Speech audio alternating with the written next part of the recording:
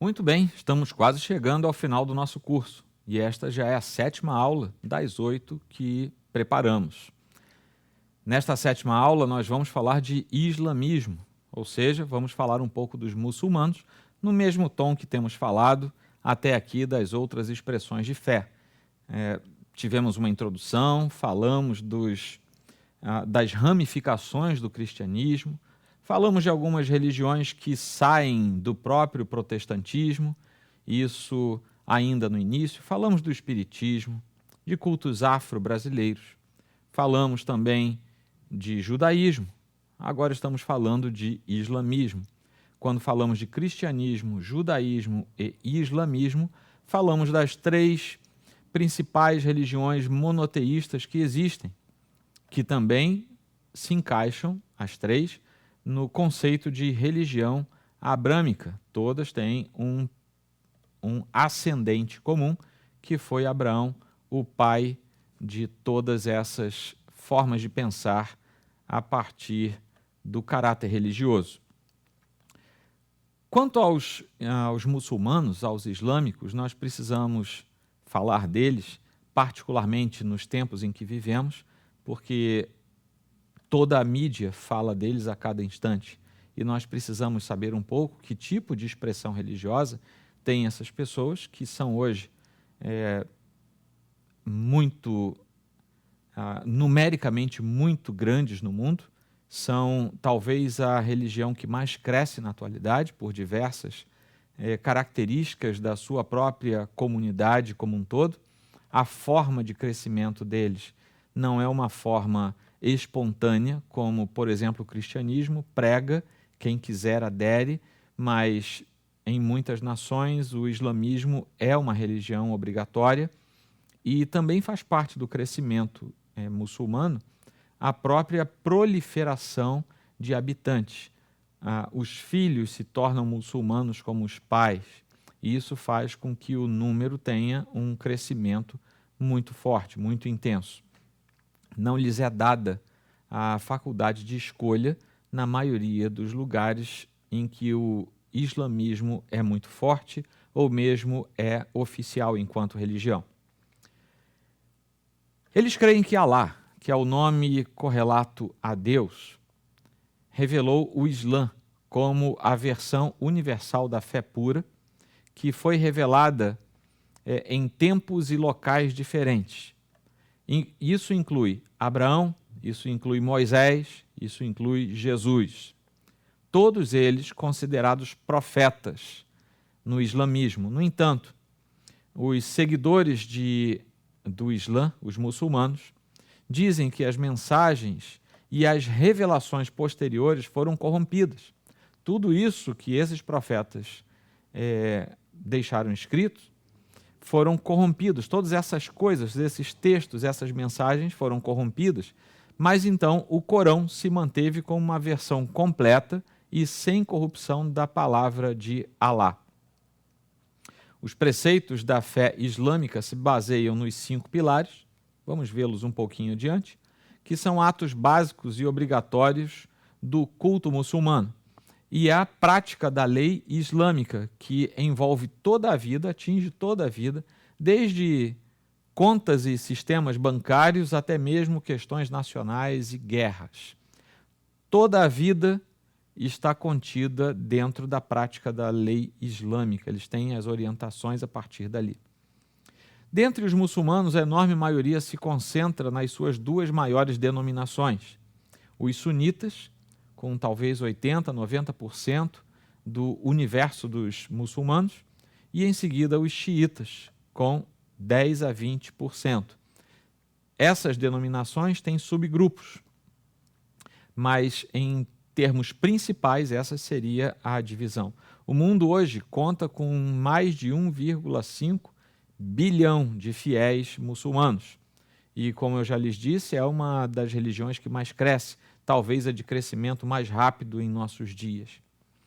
Muito temos ouvido a respeito de muçulmanos ultimamente, e muito ainda teremos de ouvir, pelo que percebemos. Nós sabemos que é um grande número de muçulmanos hoje em processo de conversão ao cristianismo. Precisamos orar por esses irmãos. mas sabemos também, e por isso intensificamos a nossa oração, sabemos também da severa perseguição que os muçulmanos impõem a quem pensa diferente deles, particularmente aos judeus e, de modo muito especial, aos cristãos. O Islã foi fundado no século VII depois de Cristo, em 622, na cidade atualmente chamada de Medina, na Arábia. O seu fundador, Maomé, nasceu na cidade de Meca, em cerca de 570 depois de Cristo. Então ele já tinha alguma idade, já estava na meia-idade, quando ele funda os princípios do islamismo na cidade de Meca. E ele estava ali inserido num contexto religioso que mesclava animismo, politeísmo, monoteísmo, adorava-se a deusa Sol e o deus Lua, havia judaísmo presente, havia cristianismo presente, havia religiões pagãs de forma multiplicada. Nesse ambiente nasce Maomé, e nesse ambiente ele consolida os seus pensamentos e torna-se então o fundador do islamismo. Havia lá em Meca um santuário chamado Kaaba, que conserva até hoje uma pedra negra que é reverenciada, é considerada sagrada pelos árabes, pelos muçulmanos até hoje. Alguns desses praticavam naquele tempo a adoração a Alá, porém Alá naquele tempo era visto como um deus tribal e não de caráter universal. Esse deus tribal é que migra depois para a concepção de um deus em caráter universal, que é Alá. Vale a percepção que temos agora que Alá e o Deus da Bíblia não são a expressão do mesmo ser, da mesma pessoa divina. Então, nós ouvimos constantemente os defensores de uma simbiose religiosa dizerem que Alá e Deus são o mesmo ser divino. Não são. São duas entidades diferentes. O Deus da Bíblia tem características e atributos que são bastante diferentes das características e dos atributos de Alá. Portanto, aqui no nosso estudo, vamos chamá-lo sempre de Alá, para que não haja qualquer confusão com o Deus cristão. Em 610 depois de Cristo, já aos seus 40 anos, é que Maomé, meditando numa caverna, teria recebido a visita, naquele momento, do anjo Gabriel. E o anjo Gabriel teria lhe revelado que um texto que hoje é conhecido como Corão, ou seja, ele teria lhe recitado, lhe falado do Corão.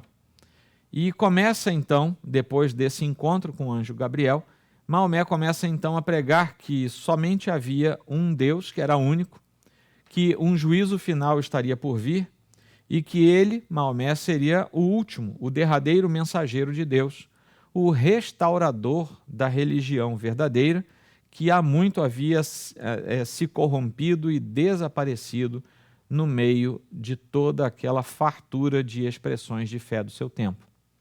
Essa pregação trouxe uma oposição muito forte dos contemporâneos de Maomé e o levou então a fugir até Medina, isso em julho de 622.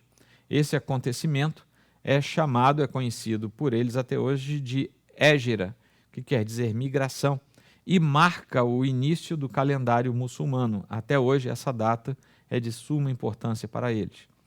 Nessa cidade, Medina, ele estabeleceu a sua doutrina, recrutou adeptos, começa a ter fiéis que o seguem e construiu a primeira mesquita. Em 630, ou seja, apenas 8 anos depois do início, juntamente com os seus seguidores, ele entra em Meca e a submete, sem que haja, nessa ocasião, um combate, sem que haja guerra, mas simplesmente pela persuasão, convence, submete Meca à nova fé, que é a fé islâmica. A sua primeira atitude foi destruir os ídolos do Kaaba. E ele morre 2 anos depois, aos 63 anos.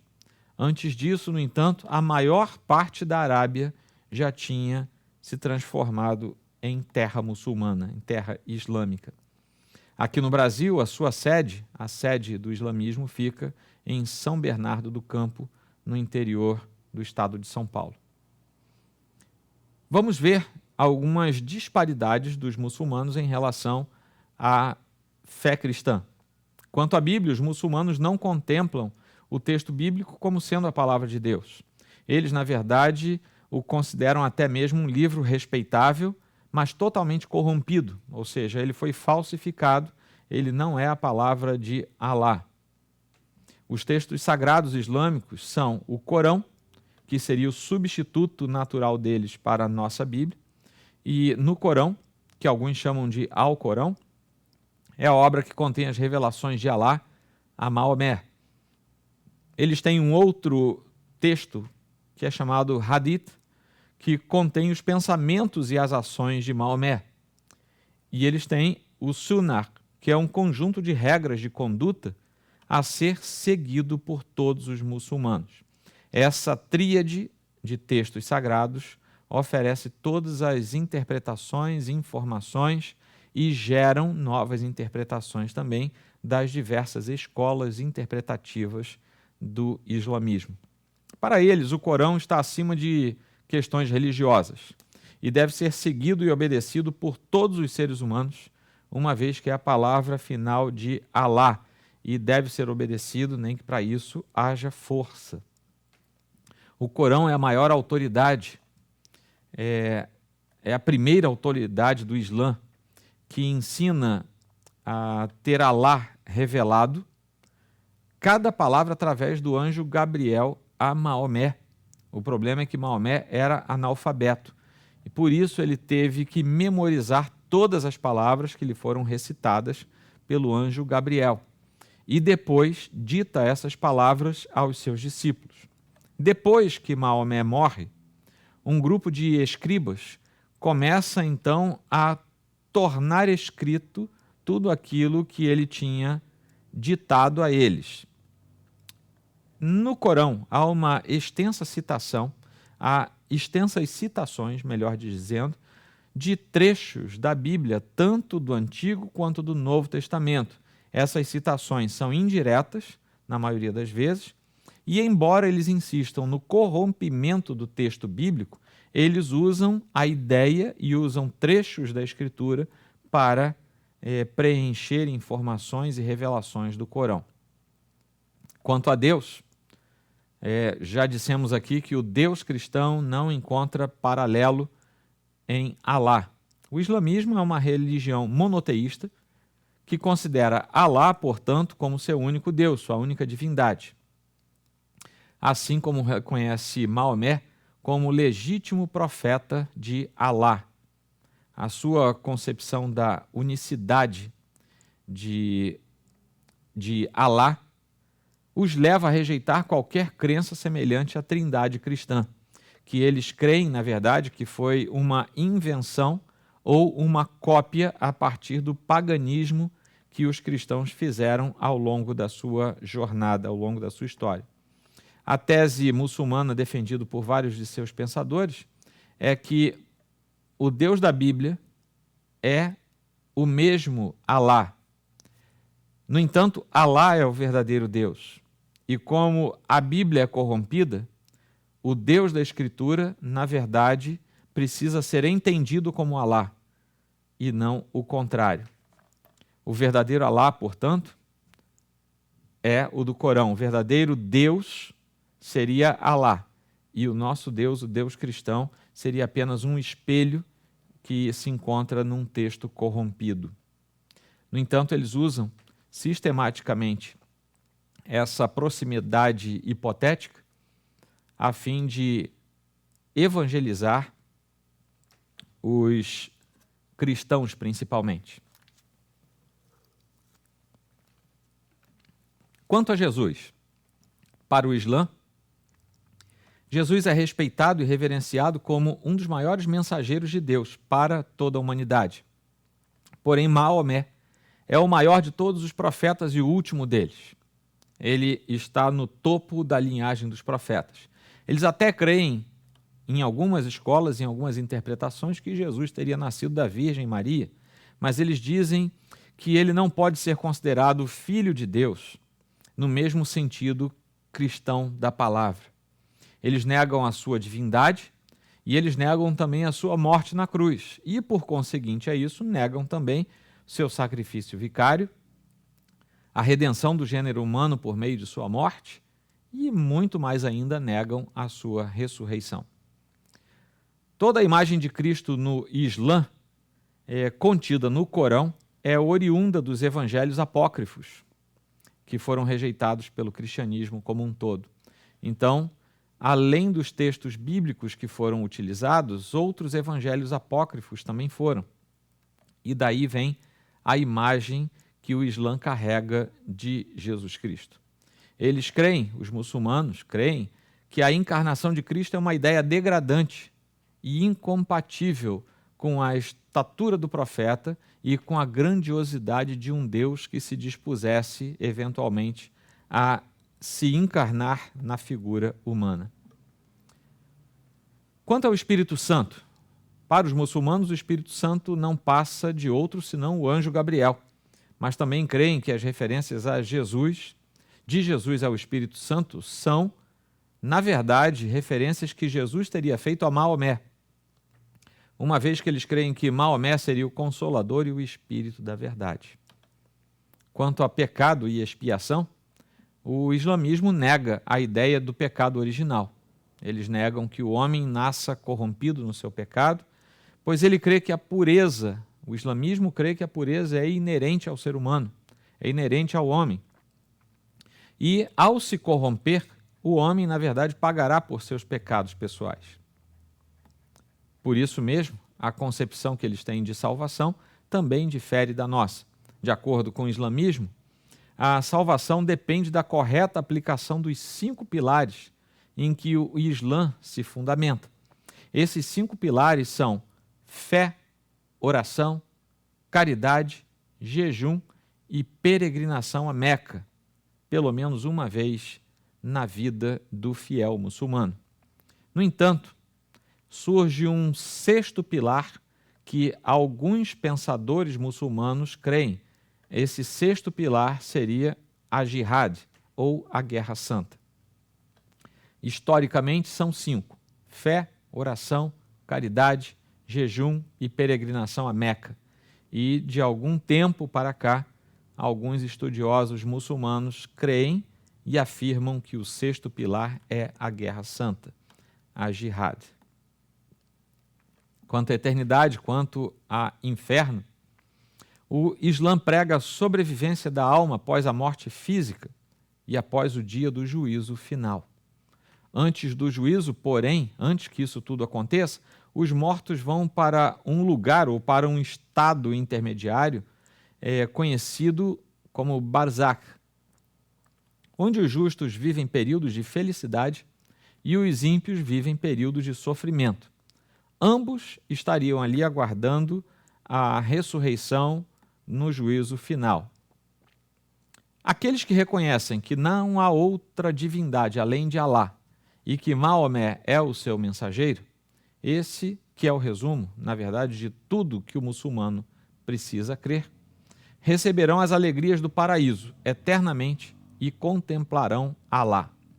Os que não viveram de acordo com essa profissão de fé serão lançados no inferno. O céu, para eles, é uma espécie de super-oásis. Devemos lembrar que essa é uma religião que procede de gente que vivia nos desertos, e uma parte considerável até hoje vive em regiões desérticas. Então o céu é uma espécie de super-oásis, onde terão permanentemente leite, mel, vinho e multidões de virgens. Os mortos em atividades de guerra santa, a jihad, que tenham se instaurado para expandir o Islã, terão acesso garantido ao céu e aos 8 círculos do paraíso. O paraíso tem 8 círculos e cada um deles oferece prerrogativas diferenciadas.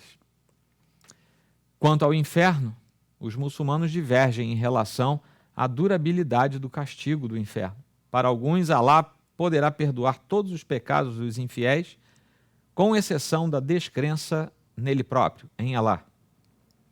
Para outros, contudo, haverá salvação universal, mais uma vez uma religião aniquilacionista. Ou seja, todos serão perdoados, até mesmo os que cometeram o pecado da descrença em Alá. Aqui também há uma divergência. Ou todos são perdoados, que seria um restauracionismo, ou todos são aniquilados, ou seja, um aniquilacionismo ao final de todos os tempos. Mas, ora, o que podemos pensar a respeito da fé islâmica? Nós estamos falando, claro, da perspectiva do seu culto e da sua fé. As atitudes que as pessoas tomam, como sendo islâmicas, como sendo muçulmanas, são da mesma forma atitudes que outras pessoas de outros credos, inclusive os cristãos, devem ter, ou seja, a sua prática de vida deve refletir aquilo que crê. Nós não devemos crer em algo e viver diferentemente daquele algo em que cremos. Assim também são eles. E muitos dos atos que nós vemos hoje fazem parte da estrutura da fé islâmica. Quando voltamos o nosso olhar, por exemplo, para a estrutura da autoridade que a Bíblia mantém sobre eles, que é um dos pontos básicos para sabermos se a religião é verdadeira ou não, eles, os muçulmanos, consideram a Bíblia como um texto corrompido. Eles não desconsideram totalmente a Bíblia, mas ela não tem qualquer base de autoridade para eles, porque, segundo eles, foi corrompido e o seu texto foi corrompido e foi necessário que a nova, última e perfeita revelação fosse levada até Maomé. E ele, sim, preservou a última revelação de Alá, que é o que está contido no Corão. Isso a despeito de utilizarem extensa relação e extensas referências indiretas ao texto bíblico. Ou seja, há longas descrições no Corão que são reflexo, claro, de longas narrativas que nós encontramos no texto da Bíblia Sagrada. A autoridade da Escritura, portanto, é descartada no Islã. E a pessoa de Jesus Cristo, como é visto no Islã? Para eles, Jesus não é o Salvador. Não tem qualquer característica divina. Ele é apenas mais um profeta de boa estatura, mas um profeta que, embora seja muito importante, é um profeta que está abaixo, inclusive, do próprio Maomé. Alguns escritos muçulmanos, islâmicos, dizem que Jesus nasceu da Virgem Maria. Em paralelo, alguns outros textos que dizem que ele foi formado do pó, assim como Adão foi formado do pó também. Ora, a divergência a respeito de quem é Jesus não faz sentido para nós, mas para eles faz todo sentido. Eles colocam Jesus no lugar secundário, sem que tenha qualquer prerrogativa de autoridade e de poder, a não ser as palavras que ele eventualmente teria mencionado como sendo palavras da profecia do próprio Alá, que teriam sido reveladas a Cristo, que nada mais é do que um profeta. E, além disso, inferior a Maomé. Quanto à salvação, o Islã prega que todos devem ser salvos, o que se dá pela instrumentalidade da religião muçulmana. Embora os seus pilares contemplem a fé como sendo de primeira necessidade para se alcançar a salvação, todos os pilares que conduzam aqueles 5, expressam qualificações que podem ser abraçadas pelos muçulmanos. E, embora haja necessidade de fé, como já foi dito, e surge como sendo o primeiro dos pilares, antes de jejum, antes de peregrinação, antes de boas obras, surge a fé. Mas, na verdade, todos os pilares expressam qualificações que são humanas, inclusive o ato da fé, do primeiro pilar reflete uma característica de exposição do cuidado humano para consigo próprio, ou seja, o homem está gradativamente provendo os meios para a sua própria salvação. Alá não é um Deus salvador, no sentido cristão do termo, mas é um Deus regulador e que exige o reconhecimento, o que é bastante para a relação com ele. Alá não é um Deus de manutenção de relação pessoal. O Deus cristão é um Deus com o qual nos relacionamos pessoalmente. Alá não é como o Deus cristão. Ele é um Deus distante e que mantém um nível de impessoalidade na sua relação com os fiéis. Os muçulmanos são exclusivistas, ou seja, ninguém se salva a não ser que siga suas orientações de fé. E a conversão pode acontecer de modo voluntário ou não, pode acontecer também de modo forçado, inclusive seguida de morte. O que acontece é que o próprio ato da morte, na concepção muçulmana, o ato da morte do infiel, pode representar o caminho pelo qual ele foi depurado e foi salvo. Por incrível que pareça, uma interpretação literal desses ditames pode representar dizer que, ao matar um infiel, um guerreiro muçulmano está, na verdade, fazendo o bem a quem ele mata. E isso, entranhado nos seus conceitos, pode mover muitas coisas nefastas. Eles também se consideram a única forma de fé correta, portanto, são os únicos detentores da verdade, são os últimos a mantê-la. Depois de Maomé, ninguém recebe mais revelação da verdade absoluta que foi promulgada por Alá na forma da sua revelação. Eles se consideram, então, a única forma de fé correta, sendo que todas as demais formas de fé que não sejam muçulmanas são corrompidas e erradas, porque não reconhecem Alá. Reconhecer Alá como única divindade e a Maomé como seu único profeta são os requisitos básicos para a salvação. Eles têm um profundo sentimento de messianismo. Bem, os muçulmanos precisam converter todo o mundo o mais depressa possível. Isso pode ser feito por pregação, por coação, por morte, por quaisquer outros meios, a depender da escola ou da corrente muçulmana, da corrente de estudos, da corrente teológica. A morte de um infiel pode ser, inclusive, como eu já disse antes, o meio pelo qual ele possa chegar ao paraíso. E isso, em algum grau, pode justificar a matança dos infiéis, levando em conta que todos os infiéis, toda a humanidade, à exceção dos muçulmanos, é tido por infiel.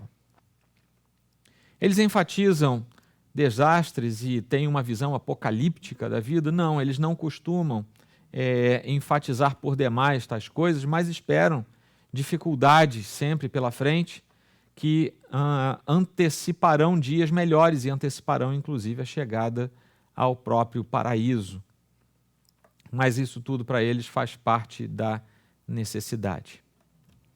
Há uma palavra final que precisa ser falada a respeito do islamismo, que é o terror islâmico, terrorismo islâmico, que é uma forma de terrorismo por motivações religiosas que é cometida geralmente por grupos mais radicais na defesa dos interesses islâmicos. Uma parte considerável daquilo que lhes foi falado, ensinado aqui, explica o porquê disso.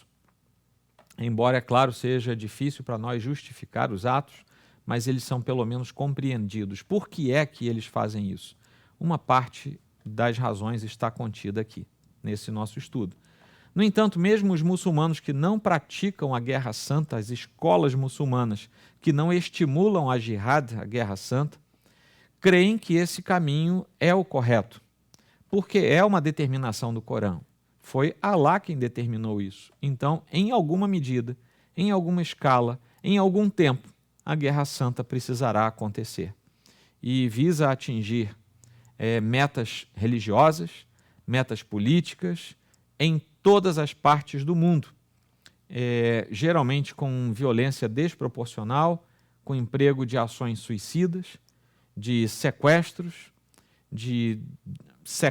seguidos de derrubadas de aviões.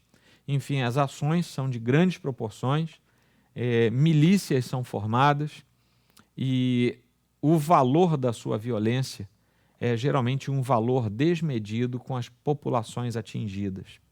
Eles costumam ter ações militarmente muito bem organizados ou paramilitarmente organizados e, para isso, contam com financiamento expressivo para as suas ações. A palavra que nos fica ao final é que nós precisamos orar por esse povo. Orar, manter firme a nossa fé, evangelizar sempre o povo muçulmano e também orar incessantemente pelos irmãos que lá estão, verdadeiros cristãos, em franca minoria, às vezes com menos de 1% de populações nacionais ou regionais, no entanto, com fé inabalável no Senhor Jesus Cristo. Por isso, suas vidas estão em risco e muitas vezes as perdem, mas que isso lhes seja dado como testemunho fiel que os levou até a própria morte, se necessário for. Que Deus os abençoe e que Deus também nos permita levar adiante a sua obra aqui na terra.